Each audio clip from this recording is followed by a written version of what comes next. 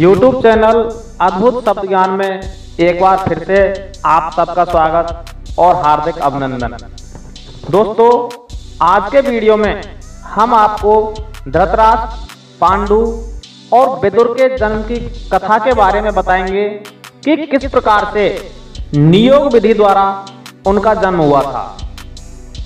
हस्तिनापुर के राजा शांतनु और रानी सत्यवती के चित्रांगद और विचित्रवीर्य नाम के दो पुत्र हुए।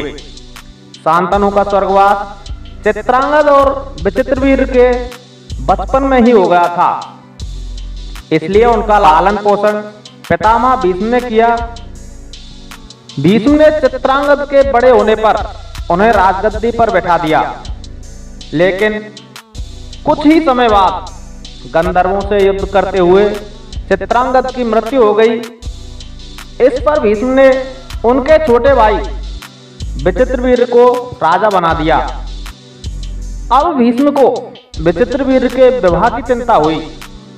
उन्हीं दिनों काशीराज की 3 कन्याओं अंबा, अंबिका और अंबालिका का स्वयंवर होने वाला था। उनके स्वयंवर में जाकर भीष्म ने तीनों कन्याओं का हरण कर लिया और हस्तिनापुर ले आए। सबसे बड़ी कन्या अंबा ने जब पितामह भीष्म को बताया कि वह अपना तन और मन राजा साल्व को अर्पित कर चुकी है, उसकी बात सुनकर पितामह भीष्म ने उसे राजा साल्व के पास भिजवा दिया। अंबिका और अंबालिका का विवाह विचित्रवीर्य से करवा दिया।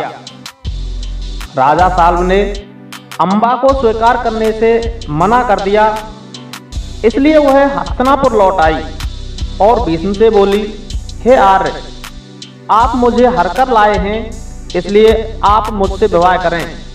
लेकिन पितामह ने अपनी प्रतिज्ञा के कारण उसकी इस विनती को अस्वीकार कर दिया। इस पर अंबा उनसे रुष्ट होकर, क्रुद्ध होकर परशुराम जी के पास पहुंची और उनसे अपनी व्यथा सुनाकर सहायता मांगी। परशुराम जी ने अंबा से कहा, हे देवी, आप चिंता ना करें, मैं आपका विवाह भीष्म के साथ अवश्य कराऊंगा। परशुराम जी ने भीष्म से अंबा से शादी करने को कहा, लेकिन भीष्म ने मना कर दिया। इसके बाद दोनों में युद्ध छिड़ गया।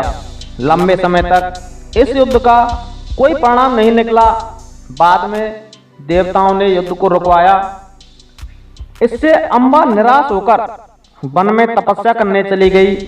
दोस्तों, इधर विचित्रवीर्य अपनी दोनों रानियों के साथ भोग विलास में लीन हो गए, लेकिन दोनों ही रानियों से उनके कोई संतान नहीं हुई और वे क्षय रोग से पीड़ित होकर मृत्यु को प्राप्त हो गए। अब कुल नाश होने के भय से माता सत्यवती ने एक दिन भीष्म से कहा, पुत्र, इस वंश को नष्ट होने से बचाने के लिए मेरी आज्ञा है कि तुम इन दोनों रानियों से पुत्र उत्पन्न करो। माता की बात सुनकर भीष्म ने कहा, माता, मैं अपनी प्रतिज्ञा किसी भी हालत में नहीं तोड़ सकता। इसके पश्चात माता सत्यवती ने अपने बड़े बेटे वेदव्यास को बुलाया और कहा, पुत्र, तुम्हारे दोनों भाई निसंतान ही स्वर्गवासी हो गए हैं, इसलिए इस वंश का नाश होने से बचाने के लिए मैं तुम्हें आज्ञा देती हूं कि तुम नियोग विधि से उनकी पत्नियों से संतान उत्पन्न करो। महाभारत में नियोग विधि का वर्णन मिलता है। प्राचीन भारत नियोग एक प्रथा थी और समय समय पर समाज में इसका उपयोग किया जाता था। नियोग प्रथा के अनुसार जब किसी स्त्री का पति संतानोत्पत्ति योग्य नहीं होता था या पति की मृत्यु संतानोत्पत्ति से पहले ही हो जाती थी, तब किसी योग्य व्यक्ति द्वारा उस स्त्री को संतानोत्पत्ति कराई जाती थी। नियोग का उद्देश्य केवल और केवल संतानोत्पत्ति ही था, इससे ज्यादा कुछ नहीं था।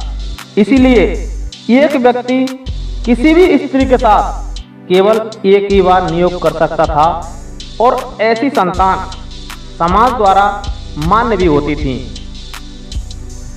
इसी प्रकार भगवान वेदव्यास द्वारा नियोग विधि से अंबिका के गर्भ से धृतराष्ट्र, अंबालिका के गर्भ से पांडु और अंबालिका की दासी के गर्भ से महात्मा विदुर का जन्म हुआ था।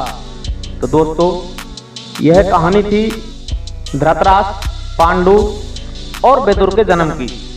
उम्मीद करता हूँ आपको यह वीडियो अवश्य पसंद आया हो।